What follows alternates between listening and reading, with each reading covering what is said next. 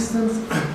Basically, the idea is to investigate the presence of bottom-up dynamics and the role of bottom-up dynamics in the formation of mesostructures within the complex system that we are analyzing.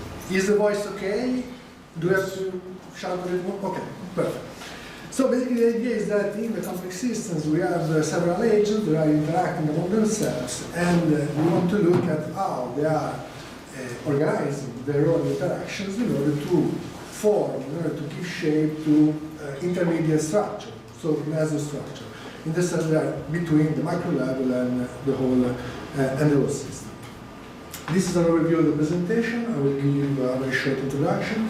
Then I will present two case studies. The first, I will discuss a little more the first one, that is about a network structure of a crowdfunding platform based in the UK. And then second, I will discuss another case study based on the agent hyperspace model, so more related to innovation theory and to innovation theory. In this case, related to the technological domain of artificial intelligence. And then some conclusions. So, we use, as a society, as a human, let's say, to discuss about the fact that we shape the world and environment in which we live with matter and with energy, so handling matter and handling energy. But there is also another point, another element that is extremely important, that is information. And to some extent is also a little underestimated or not considered as it should be. And so we use information in order to shape our private relationships, in order to build our society in a larger concept of a society, but also we use information to work. We continuously exchange emails, phone calls, we text each other, because we are basically handling some jobs, some economic processes we are dealing with. And this is why there are these two plots, okay, they are not code. So one of the first code regarding the normative laws, okay, and then there is a snapshot of mobile phone just testifying or representing the amount of information that they are continuously exchanged. Moreover, the two pictures are also important from the perspective of the history of innovation. One we have one of the first artifacts with the written word, so information was coded for the first time. And here, what is represented here is basically the third industrial revolution, so a complete revolution in terms of the way we communicate among each other. I go to the next slide. So the point about information is how we can investigate how the agents within economic system are exchanging information or handling information, and thanks to this they are forming some group. This is a typical analysis that is addressed with community detection algorithm. There are several community detection algorithms, but in the work that I am doing, particularly in this field, this research work that I'm doing, I may use this algorithm. This is not something that I developed, but this is something that I use a lot and I use in combination with other methodologies. So in the continuation of the presentation, I will show how this algorithm is combined, depending on the case, with other methodologies. But I think it is fair to give also some introduction about this. So the idea is that we have a system that is represented as a network, and there is a flow, okay, that is spread throughout the network. The flow circulates, okay, for a very long time. And then the point is we want to minimize the description length of this flow, where the description of this flow is just the sequence. Here it's not possible to see, but it's the sequence of the nodes, okay, that the flow moves through. This is a problem that is solved thanks to Huffman coding. So to each node a different code is assigned, and this is the short description that we can have. But we can do something better if we introduce a second level description. So we start group the node, depending on those that are closer among each other. We can repeat basically codes between different nodes, and then we start giving shape, we start to detect some areas within the system that we are considering. Then, thanks to several attempts, so this node is assigned to the red one, but is assigned also to the orange one. Several attempts are tried, okay. And then the final partition that is selected is the one that provides the short description of the same flow that we were saying in the beginning. And so from an initial network, what we have in the end is the system represented in terms of communities, where these communities, what they represent is are subsets, okay, of nodes within which informations and information exchanges are very likely to occur intensively within the groups, while they are less likely to happen among and between the different groups that are detected. The algorithm is called the InfoMap algorithm. It has several properties. I will also discuss some of them during the presentation, but yeah, this is not something that I developed, but it's something that I use a lot in combination with other methodologies. And so now I start with the case study. The first case study is about a crowdfunding platform. So we have a big bunch of investors, nearly 6,000, that are investing in 81 companies, okay, for a total of nearly 9,000 investment. The data is from October 2011 until October 2016. We have several variables for the investors. We know how many investments they made, the monetary amount of each of them. We know how many shares of type A they require, they asked. So basically we were asking for the right to vote. And then we also have variables for the companies. We know how many people were dealing with these campaigns, so team size. We know the connection of the entrepreneur of the company. We know the connection of the company both on LinkedIn and on Twitter. We know the equity that are offered, the target amount, the number of exit strategies that are planned in the beginning of the campaign, the number of documents, and the number also of updates. So this is basically a bipartite network. There are investors investing in companies. We know also the price of each, the amount of each investment. And so these are the research questions. First of all, which types of investors and of companies populate the crowdfunding platforms? And moreover, which type of investments are key in determining the communities. So which investments are within each community characterizing and building the structure of each own community, and which type of investments are key in creating connection between different communities. So which type of investment are addressing basically the whole structure of the crowdfunding platform. In order to do so, we started with, first of all, a cluster analysis of the investors. We want to categorize them, so we take the variables that we have, three variables. We use a k-mean algorithm. We select the value of k that give us a stable partition. The values were both 2 or 3, but in the end we selected 3, so to have a larger different group, a larger differentiation, let's say, of the investors. And these are basically the labels that we gave to the 3 different groups. So we have the small investors, serious investors, and highly involved investors. The small investor, averagely, they don't invest a lot of money. They invest 1.3 times each, still on average, and usually they do not require share of type A, so they are not interested in having the right to vote. The serious investor, they invest a lot of time, 3.5 times each.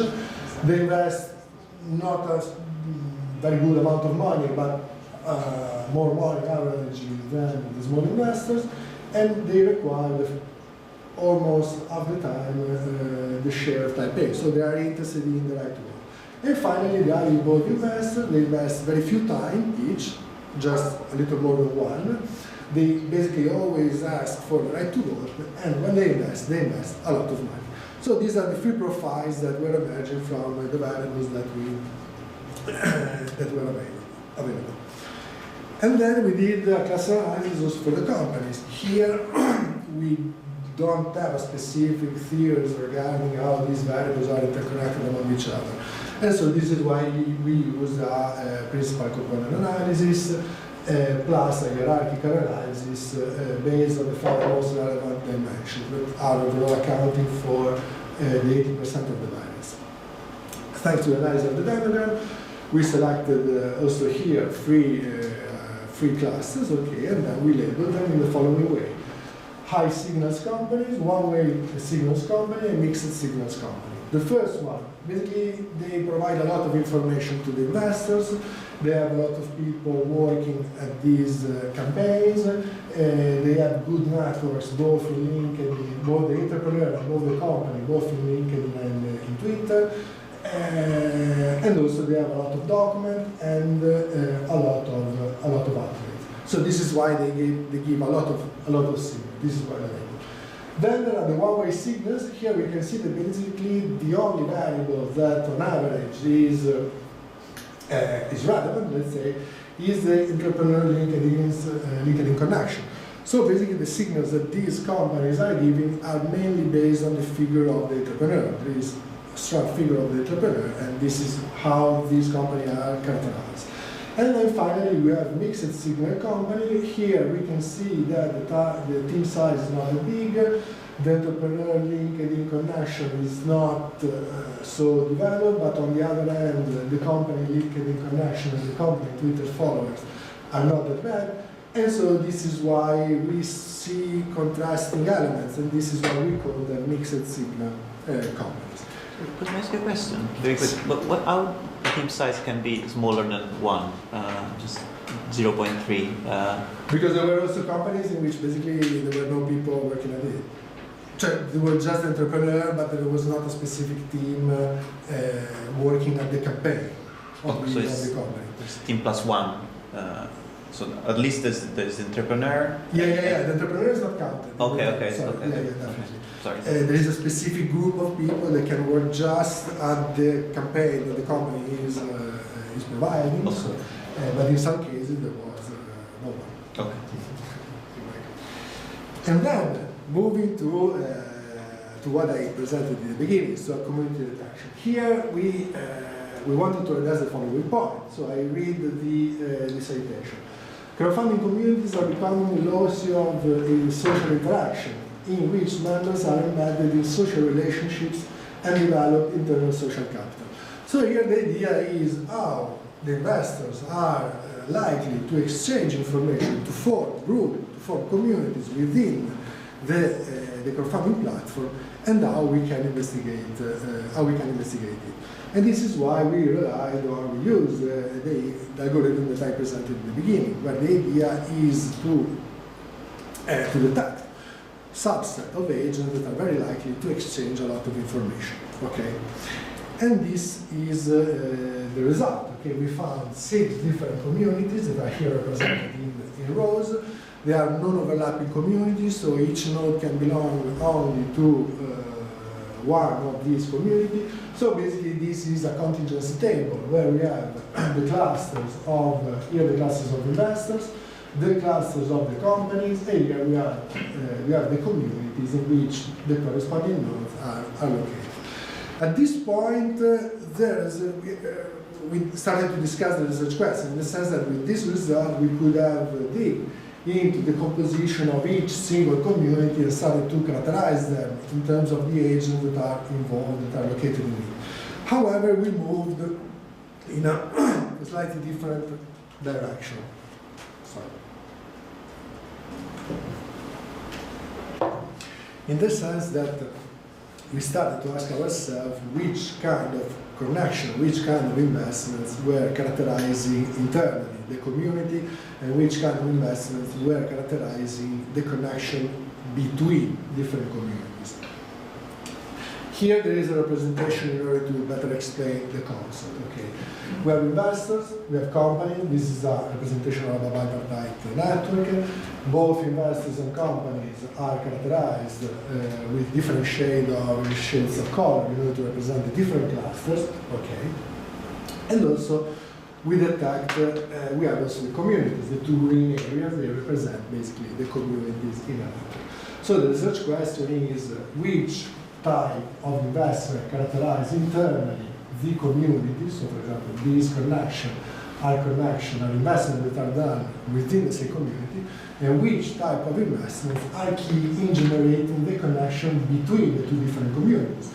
So for example, this connection is a between connection, this connection is a between connection. When I say which type of connection, the point is how, in which sense, which type of connection.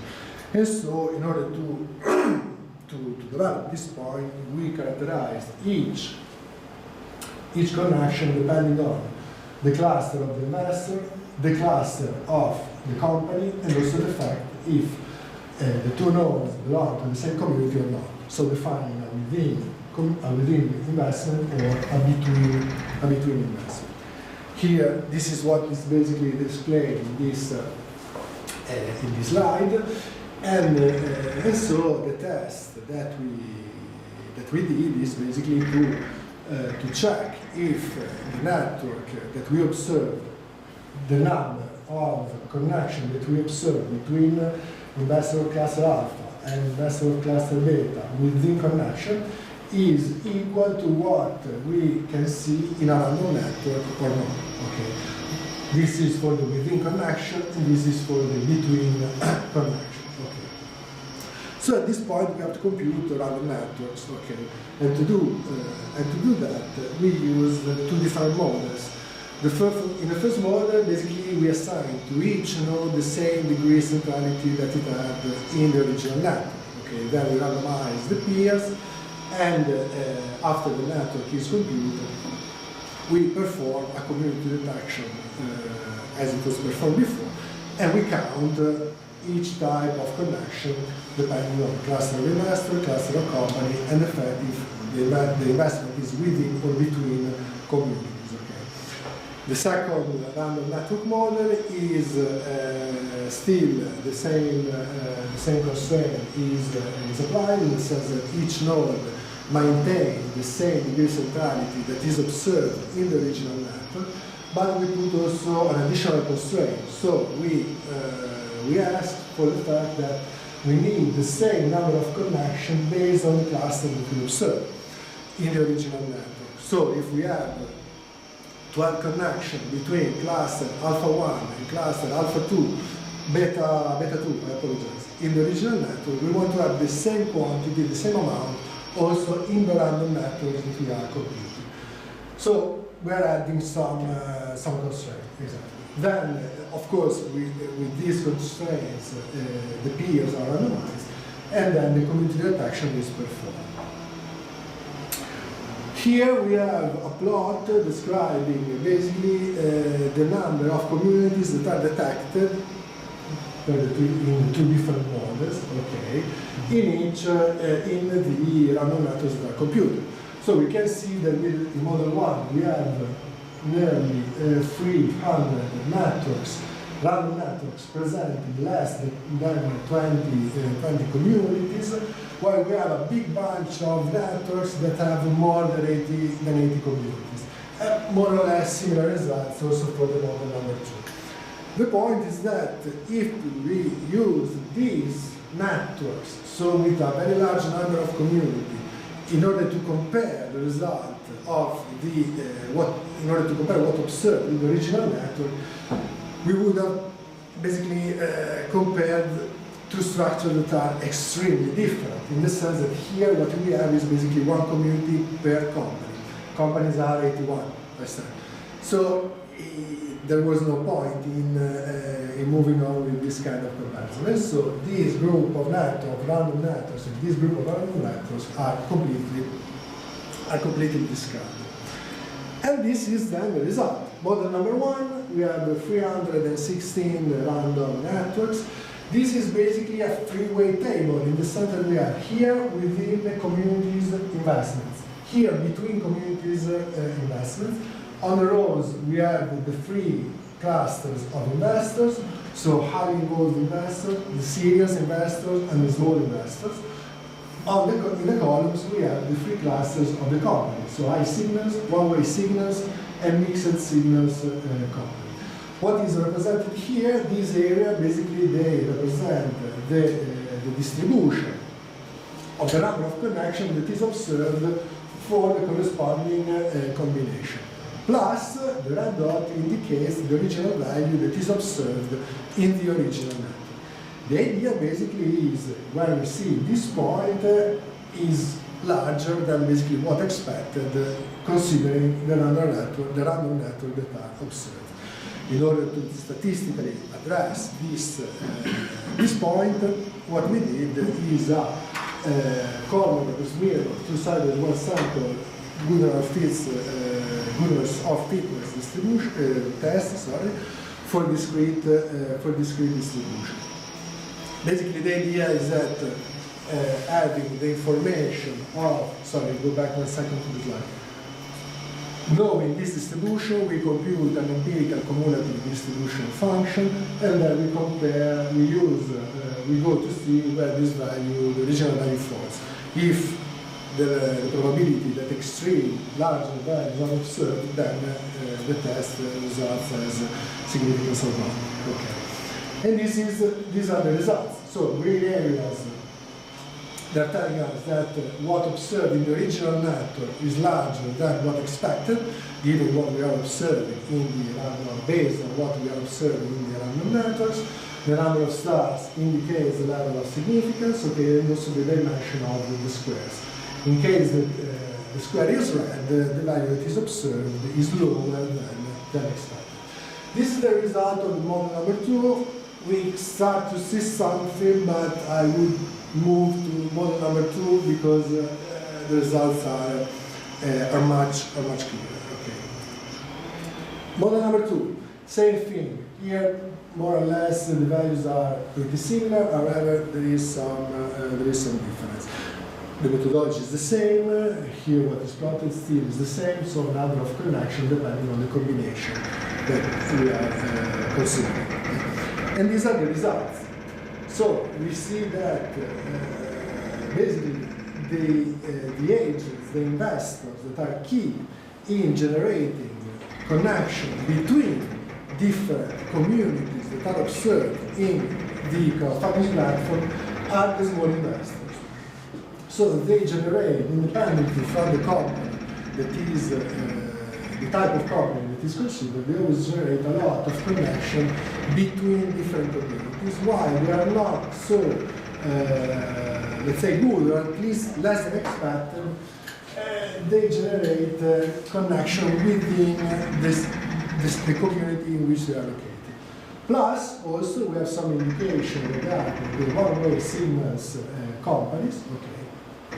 And what you can see is that basically these kind of companies are those that are the only ones to be able to attract, okay, more than one type of investors from outside of their own community. So these companies have their own community, but they're also able to attract investors from communities that are not the same. And this is the consideration. Still, we are working at it, but I mean, the point is exactly the same, exactly the one that I explained. So we are able to identify categories of players, categories of investors, categories of companies that are somehow addressing different aspects of the whole structure that we are observing in the platform. So this is the first case study, and then I move to the second one because time is also running. The second case study is more about innovation theory. So we use what is called the Agent Artifact Space. It is a theoretical model developed mainly by David Lane and Robert Maxfield. The idea is that in the process of innovation, the key elements are a series of interactions that occur between agents and the same artifact. So we have an individual agent or enterprises, so we are still in social, economic, complex systems, okay? They are producing something, they are working on the development of an artifact thanks to the interaction with the same artifact and also with interaction, thanks to interaction with other agents, okay? new functionality emerge. So the artifacts start to have now new functions that before were not available. Okay, and in this idea, the key concept is really the one of interactions. Okay, so again, we want to look at how agents are able to exchange information among them in order to be, let's say, more prone, more likely to develop something new, something innovative. To do this, we collected a very large data, okay, in the sense that, first of all, we addressed a specific technological domain, artificial intelligence. We collected nearly 5,000 activities, where activities are patents, are publication, and these they address for the most, to some extent, R&D activities. Okay. Plus, also, we also collected activities regarding businesses, in the sense we know that there are enterprises that in their own description they say that they are doing computer vision or car automated vehicles, something related to the artificial intelligence domain. First, based on the identification of this activity, we identified also the agents that are involved, so the enterprises, the research institutes, or the local governmental institution. We located them at the city level, so we more or less exactly know where they are based, and we know basically this kind of structure. Again, it's a bipartite network. We have the agents that are in the blue dots, the activities in which they are involved. We know if they are collaborating or not. Plus, we also know in each activity textual content. Okay, so we have some textual information that can be considered in order to analyze and categorize the activities. Okay. The point is that this kind of network is usually pretty, it presents several components. Okay, so we can see that there are groups that are completely isolated from the rest, from the major component, from the largest component of the network. Therefore, whatever kind of community orientation algorithm is run in this context will not provide very interesting results. This is why we started to think at the theoretical model that we considered since the beginning, and instead of exclusively addressing interaction in the sense of physical collaboration, co-participation, co-patenting, we started to introduce also new dimensions of interaction. And this is what is this slide about. In the conceptualization of the minimal functionalities that are characterizing bottom-up mesostructure or bottom-up organization, so there is no external interference, okay? The system does not have any external shock. Agents are interacting on the side, they are starting to form meso-organization, communities in the end, but what matters are three different dimensions. First of all, we need some processes, so these agents are doing something. Then we need also allocation, so the fact that each agent is in a place or in another place, physically, from a geographical point of view, matters. Okay. And then finally, we also need to consider which kind of activity, at what they are developing, at what they are working at. In the sense that if I'm working at complex network, I'm more likely to start to have a conversation with some of you that is also working at complex network. In the sense that this element, the fact that we are developing the same things, put us a little closer in the agent artifact space. Okay. And so, in order to address these three dimensions, basically we converted them in three statistical dimensions in a network. So we have the performer activities, we know who is collaborating with whom at the development of patents, we know the geographical area. This is a point that is also based on the literature on industrial districts, okay? So the fact that a lot of enterprises are located in the same province gives more probability that something new will emerge. And then also the technological orientation. As I told you before, the fact that there is a convergence, there is a proximity of the thing at which we are working at matters also. And this is basically converted in three layers of a network. While before we had a single layer network, here we have that the same agent that is always this, okay, the physical node is I, but I is present in multiple dimensions that are here represented as different layers, okay. And with this structure, okay, we connected agents if they are collaborating, we connected agents if they belong to the same province, and we connected agents if we are using the same term, okay. Key term, keywords, let's say in the context of the considered technology. We run the same algorithm that is also developed for multi-layer networks, and the result is also a community detection. It's still a community detection, okay. And this is a preliminary results that still we are finding the tuning, the right tuning, so this is a draft, okay. We found, we started from 5,000 agents worldwide, okay. The result is this: we have two big communities, so one C1 mainly based in North America and Europe, with a strong component of agents from the UK. Then there is C2, it is another big community mainly based in China. And then there are some satellites community. The point is that, as I told you before, we have some textual content about the activities that we consider since the beginning. So we don't know just that they are in AI, but we know that they are doing something related to car automated vehicles, natural language processing. So we need also methodology in order to reveal the topics within the technological domain. This is what has been done. So these are some elements described in the topic modeling that has been implemented. And this is the result that is not possible to see, okay, but I know. Natural language processing, computer vision, AI platforms, software for platforms. So this is more related to business.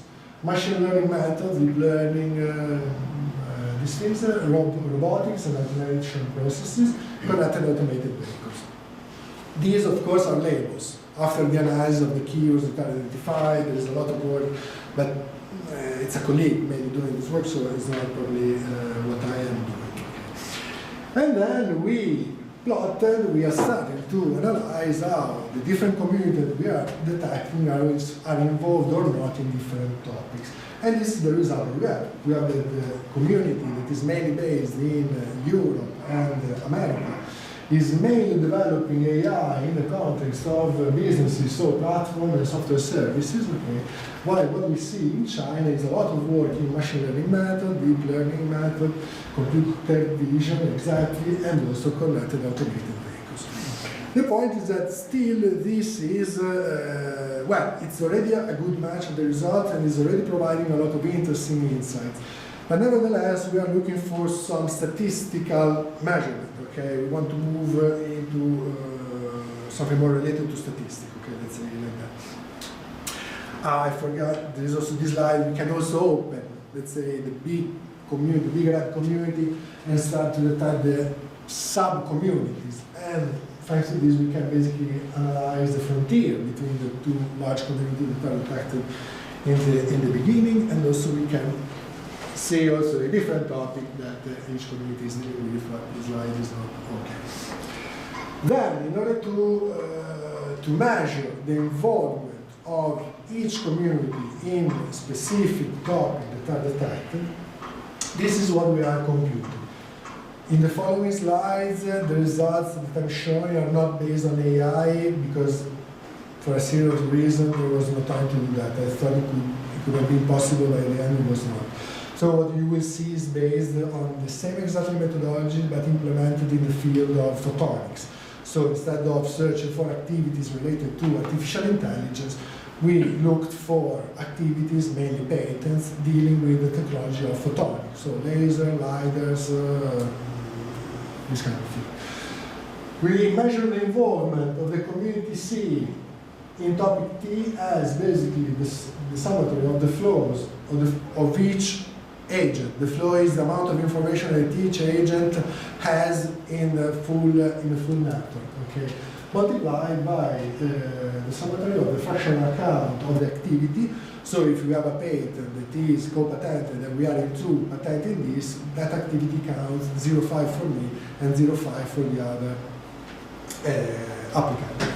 plus the probability of that specific activity to belong to the specific topic that is considered. Okay. Then these values are basically compared with a threshold in order to build a binary matrix. That is this. Okay.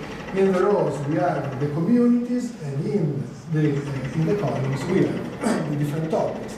If the cell is red, it means that the community, corresponding community, is involved in a specific topic. If the cell is white, it means that that community is not involved in the corresponding topic. In order to investigate if there is some kind of order in this kind of structure, we use basically the nested temperature, okay? That is a concept that has been initially developed in analysis of ecological systems, okay? So the idea is that if this matrix has more or less this configuration, is very ordered, in the sense that this community, okay, is the community with the largest number of topics, and is the only community to have the most rare topics, in the sense that these topics are spoken, let's say, just by this community that is the largest in terms of topic. On the opposite, the community with the smallest number of topics has the only topic that is spoken, let's say, but all the other communities. Okay. In order to measure that, we have the nested temperature, but in order to know if this value is statistically good or not, we need to compare this matrix with this matrix with homogeneous system.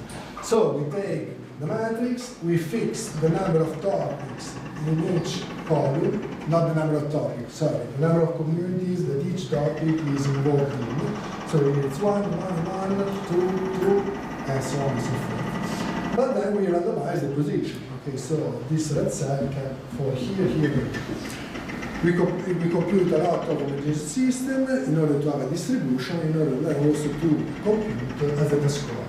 And what we find, I will show the results for different intervals of time. So these are patents, these are the results of the communities with the same multi-layer structure in 3 layers. Okay? Regarding patents, in the period 2000-2002, dealing with photonics. Okay? So this is the result, and the zeta score is -2, is smaller than -2.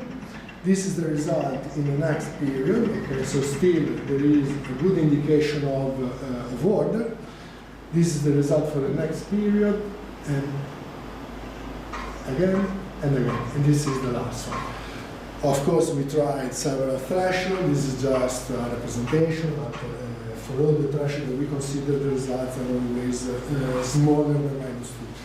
So the indication is that, exactly what I told you before, there is order, but this order is a hierarchical order, in the sense that the community that for some reason is speaking, is dealing with the largest number of topics, is the only one to have the topic that are spoken only by one community. Okay, and looking at in this way, this community is the only one, is the one to have only one topic, and the topic that it has is basically spoken by a lot of others.